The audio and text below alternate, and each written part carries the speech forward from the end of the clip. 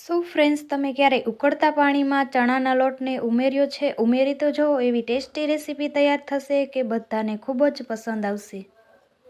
ઘરમાં કાંઈ પણ શાક ન હોય ત્યારે તમે આ રેસીપી બનાવીને ટ્રાય કરી શકો છો. તો સૌથી પહેલાં આપણે અહીંયા મસાલા કરવાના છે.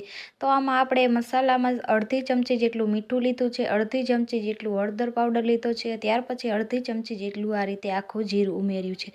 ત્યાર પછી આપણે અડધી ચમચી જેટલું ધાણા જીરું પાવડર ઉમેરવાનું છે.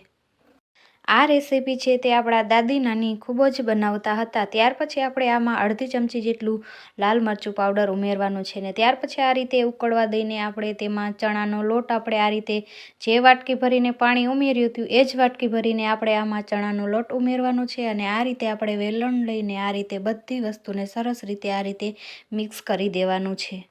ત્યાર પછી આપણે આ રીતે એક ડીશ લઈને તેમાં આ રીતે થોડું તેલ ઉમેરીને આ રીતે બધી સાઈડ આ રીતે તેલ લગાવી લેવાનું છે. ત્યાર પછી આપણે જે મિશ્રણ બનાવીને રાખ્યું હતું તે આમાં ઉમેરી દેવાનું છે. ત્યાર પછી આ રીતે એક વાટકી લઈને એક સરખા ભાગમાં આ રીતે આપણે સેટ કરી દેવાનું છે. સરસ રીતે આ રીતે એક વાટકો લઈને આ રીતે આપણે સરસ એવું આને સેટ કરી લેવાનું છે. જો સાંજે કાંઈ પણ શાકભાજી ન હોય ત્યારે આ રેસીપી ટ્રાય કરીને આપણે બનાવી શકીએ છીએ અને ઘરના નાના મોટા સભ્યોને ખૂબ જ પસંદ આવશે. સાંજ માટે આ રેસીપી છે તે ખૂબ જ જોરદાર એવી છે. જ્યારે પણ આપણા ઘરમાં શાક ન હોય ત્યારે આ રેસીપી આપણે બનાવીને ટ્રાય કરી શકીએ છીએ. આ રીતે સરસ એવું આ રીતે એક સરખું સેટ કરી લેવાનું છે. ત્યાર પછી આપણે આ રીતના એક કઢાઈ લઈ લીધી છે. ગેસ ઓન કરીને આપણે 4 થી 5 પાવડા જેટલું આમાં તેલ ઉમેરવાનું છે. આ રીતે તેલ આવી જાય પછી આપણે તેમાં રાઈ જીરું ઉમેરવાનું છે. આ શાકમાં આપણે તેલનું પ્રમાણ છે તે વધારે રાખવાનું છે. ત્યાર પછી આ રીતે રાઈ જીરું ફૂટી જાય ત્યાર પછી આપણે તેમાં અડધી ચમચી જેટલી આ રીતે હિંગ ઉમેરવાની છે.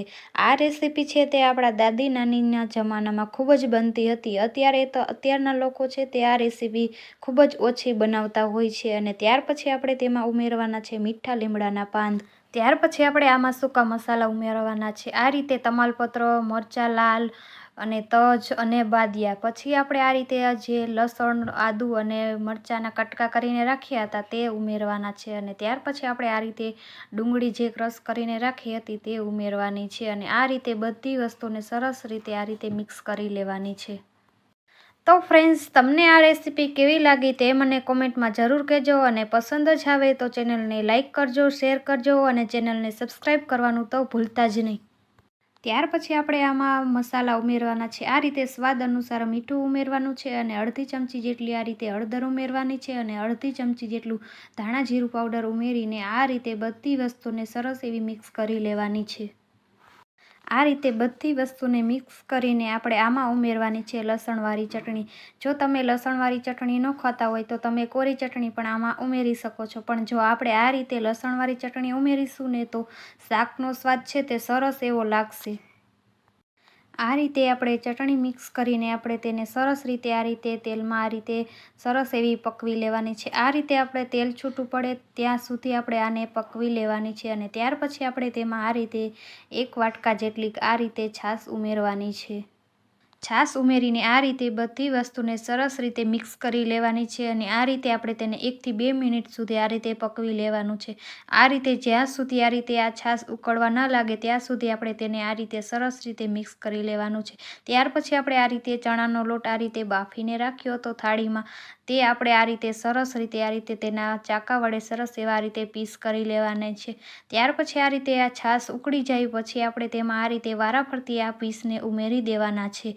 તો ફ્રેન્ડ્સ, આ રેસીપી તમે એકવાર જરૂર ટ્રાય કરજો. સરસ એવી રેસીપી છે અને જ્યારે પણ આપણા ઘરમાં શાક ન હોય કાંઈ ત્યારે તમે આ રેસીપી બનાવીને ખાઈ શકો છો. તો ફ્રેન્ડ્સ, તમને આ રેસીપી કેવી લાગી તે મને કોમેન્ટમાં જરૂર કહેજો અને તમારા ફ્રેન્ડ્સ અને ફેમિલી મેમ્બરમાં જરૂર શેર કરજો.